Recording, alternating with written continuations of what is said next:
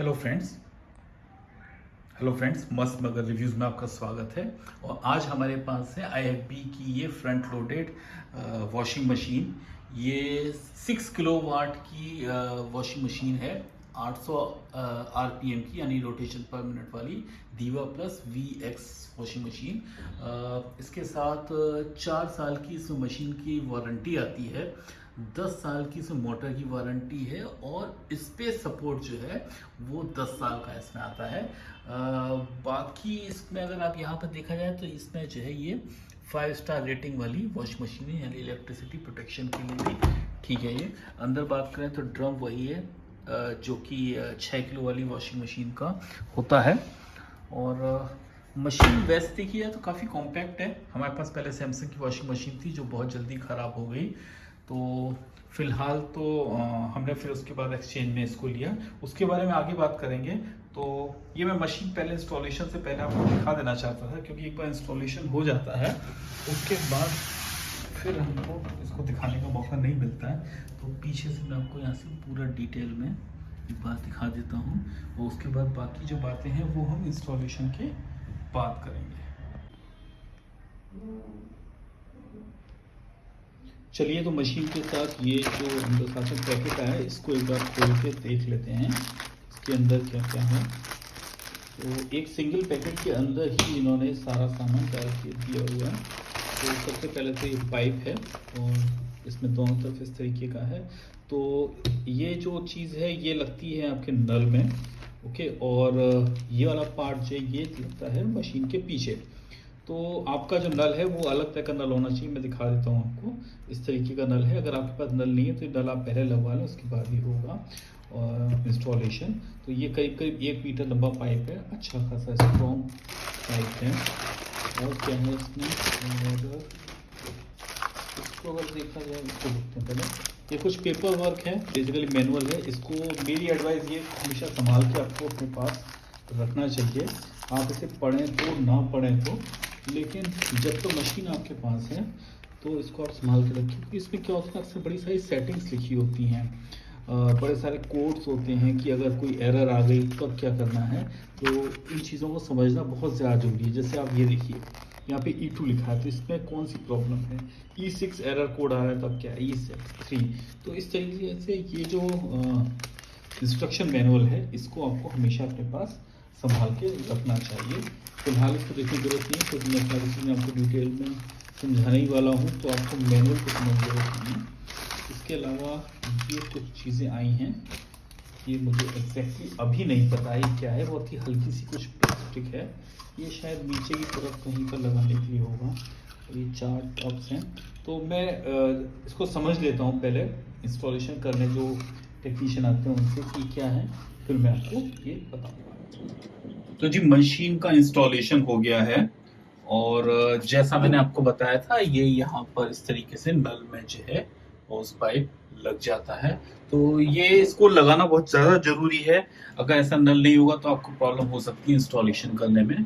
और IFB के engineer आए थे, वही आके इसमें इंस्टॉलेशन कर गए। मैंने आपको जो पीछे पार्ट सिखाए थे, जो राउंड वाले थे वो पीछे की तरफ लगते हैं जहाँ से कि मशीन लॉक होती है, और जो बड़े वाले पार्ट थे वो नीचे की तरफ से मशीन के लगते हैं।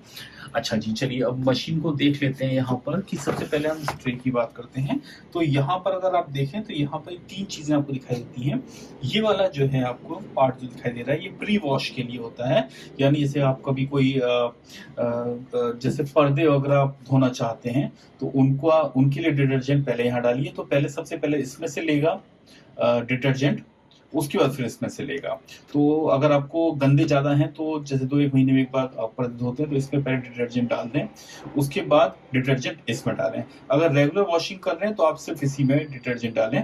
बाकी ये वाला जो पार्ट है, ये वाला इसलिए है कि जैसे कि अगर आपको कोई बाद में कंफर्टर डालना है या फिर आपको कुछ ऐसा डालना है जिससे खुशबू आए, तो वो इसमें डाला जाता है। बाकी अगर आपको लिक्विड डालना है तो लिक्विड आप इसमें डालेंगे, और अगर आपको नॉर्मल ऐसी डिटर्जेंट डालना है तो वो आप सीधे स्प्रे के अंदर ही डाल सकते हैं। उसके लिए ब्लू वाला लगाने की जरूरत नहीं है। तो ये हो गया डिटर्जेंट कैसे डालना है।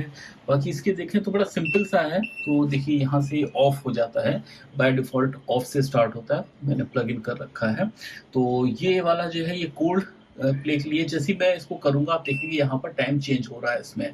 तो ये कोल्ड वॉश के लिए, इसमें पानी गर्म नहीं होगा। ये 40 डिग्री के लिए आप देख रहे हैं, ये सारा कॉटन के लिए, यहाँ से यहाँ तक का जो हिस्सा है ना कॉटन के लिए है। तो 40 डिग्री पे कर दिया, यहाँ पर टाइम चेंज हो गया।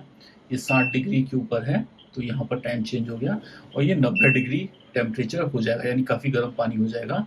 तो यहाँ पे आप टाइम देख रहे हैं। अब 90 डिग्री के लिए बोलते हैं कि अगर पानी आपका सॉरी कपड़े आपके अगर कलर वाले हैं तो 90 डिग्री पर आप ना धोइए, 40 और 60 पर ही धोइए। अब इसमें यहाँ पर कॉटन में अगर आप देखें तो यहाँ पर 2 मोड और हैं, एक आता है इको, दूसरा आता है इको एट 40, इको एट 60। तो ये इसलिए है कि इसमें क्या होगा कि यहाँ पर टेम्परेचर तो कम आएगा, लेकिन यहाँ पर क्या होगा कि टाइम थोड़ा ज़्यादा लगेगा। आपने कहा 40 पर इको और 40 पर रेगुलर 159, और यहाँ पर अगर आप देखें तो 2 घंटा और 9 मिनट। तो इसमें क्या होता है कि टेम्परेचर तो उतना ही रहता है, लेकिन जो मैकेनिकल पार्ट होता है ना मशीन का, यानी कि मूवमेंट, वो थोड़ा ज़्यादा होता है इसमें। तो ये ऐसे करके है। इसमें बिजली कम खर्च होती है, क्योंकि ये पानी को गर्म कम करता है और मूवमेंट ज़्यादा करता है। उसके बाद फिर ये रिंस एंड स्पिन है। पहले एक बार इधर से देख लेते हैं, सिंथेटिक की बात करते हैं। तो सिंथेटिक कपड़ों में ये कोल्ड वाला है, ये 40 वाला है, 40 डिग्री टेम्परेचर पे, 60 डिग्री टेम्परेचर पे। 90 डिग्री सिंथेटिक में इन्होंने नहीं दिया है। फिर ये क्विक वॉश है। क्विक वॉश अगर आप देखें तो ये जो है 30 मिनट दिखा रहा है, लेकिन ये 30 मिनट दिखाते हैं। तो अगर आप इसमें यहाँ पर अगर आपको कपड़े जल्दी धोने, आप जिम से आए हैं, खाली पसीना आया है उसमें, तो आप 30 पे धो सकते हैं। ये क्रेडल वॉश है, ये बहुत बढ़िया चीज़ है। इसमें क्या है कि जैसे आपके पास साड़ियाँ हैं जिसमें जरी वरी की साड़ियाँ होती हैं, या बच्चों के कपड़े होते हैं जिनको आप बहुत ही सोफिस्टिकेटेडली धोना चाहते हैं, ज़्यादा उसमें एफर्ट नहीं डालना चाहते कि वो ख़राब हो जाएंगे, तो आप इसमें यूज़ करिए। फिर ये वुलन के लिए है, वुलन जो है 30 डिग्री पर है, और ये फिर मिक्स्ड वाला दिखाई दे रहा है आपको 40 डिग्री पर। और ये केवल स्पिन के लिए, अगर आपको कपड़े आपने ऑलरेडी धो लिए हैं और आप खाली उनको सुखाना चाहते हैं तो आप स्पिन पे कर दीजिए। देखिए 15 मिनट में यहाँ पर हो जाएगा। ये रेजन प्लस स्पिन है, ओके, यानी कि आपने खाली जो है मतलब उनको वॉश नहीं करना है, खाली आपने आपको उसको धोना है और सुखाना है। रेजन एंड स्पिन पे करिए 22। अब यहाँ पर अगर आप देखें तो यहाँ से आप स्पिन स्पीड चेंज कर सकते हैं। तो ये आप देखें तो यहाँ पर रिजन होल्ड पर है। इसमें क्या करेगा, ये आपका कपड़ा धो लेगा और उसमें पानी नहीं निकालेगा, उसको रोक के रखेगा। तो जैसे अगर आपको थोड़ी देर बाद चाहिए तो आप उसको इस पर यूज़ कर सकते हैं। ये लो पर है, ओके, यानी कि स्पिन कम होगा। और ये वाला जो देख रहे हैं आप, ये मीडियम के ऊपर है, यहाँ पर मीडियम स्पीड से स्पिन होगा। ये हाई वाला है, तो ऐसे करके स्पिन का है। इसकी बात की जाए तो यहाँ पे डिले स्टार्ट है। डिले स्टार्ट किस लिए है कि डिले स्टार्ट इसलिए है कि अगर मान लीजिए सुबह 5 बजे पानी आता है, आप रात को ही आप 5 बजे 12 बजे आप नहा छोड़ दें, तो ये 5 बजे जो है अपने आप मशीन स्टार्ट हो जाएगी। अदरवाइज तो पता नहीं इसका क्या ही यूज़ है। ये प्री वॉश के लिए मैंने आपको जैसे बताया था, प्री वॉश आपको करने का, प्री वॉश आप इससे कर सकते हैं। और एक्स्ट्रा रीजन करने के लिए कि अगर आपको ज़्यादा आपको चलाना है, मान लीजिए आप चाहते हैं ज़्यादा देर तक चलाएं, जैसे कभी कभी किसी घर में क्या होता है कि हार्ड वाटर आता है, उसमें डिटर्जेंट आसानी से नहीं निकलता है। तो अब देखिए यहाँ पे है ना, ये ऐसे इसमें यहाँ पर टाइम बढ़ता जा रहा है, तो इसमें थोड़ी देर तक ज़्यादा वॉश करेगा। ये स्टार्ट एंड स्टॉप पे कोई प्रोग्राम यहाँ पर लगाइए, स्टार्ट स्टॉप पे क्लिक कर दीजिए और ऑटोमेटिकली वो मशीन आपकी चालू हो जाएगी। ये जो है इसमें ये चाइल्ड लॉक है। इन दोनों बटन को एक साथ 3 मिनट दबा के रखेंगे आप, तो ये आपकी मशीन जो है वो चाइल्ड लॉक हो जाएगी। उसके बाद क्या होगा, मशीन चल रही हो, कोई बच्चा आके इसको यहाँ से ऐसे घुमा दे तो ऐसा नहीं होगा, प्रोग्राम चेंज हो जाएगा। तो ये था मशीन के बारे में। मशीन के लिए बाकी बताया गया है कि इसमें 70% तक ही कपड़े भरने हैं, थोड़ी स्पेस छोड़ना है 30%, सो दैट मशीन अच्छे से जो है चल सके, कपड़े अच्छे से वॉश हो जाएं। और बाकी जैसे मैंने बताया इसमें 4 साल की मशीन वारंटी आती है, 10 साल की मोटर की वारंटी है, और 10 साल का स्पेयर पार्ट का सपोर्ट है। यानी कि अगर मशीन वारंटी के बाद भी आपको स्पेयर पार्ट जरूरत पड़ती है तो आई भी उसको प्रोवाइड करेगी। तो ये रिव्यू था छोटा सा मशीन का, मैंने किया क्विकली।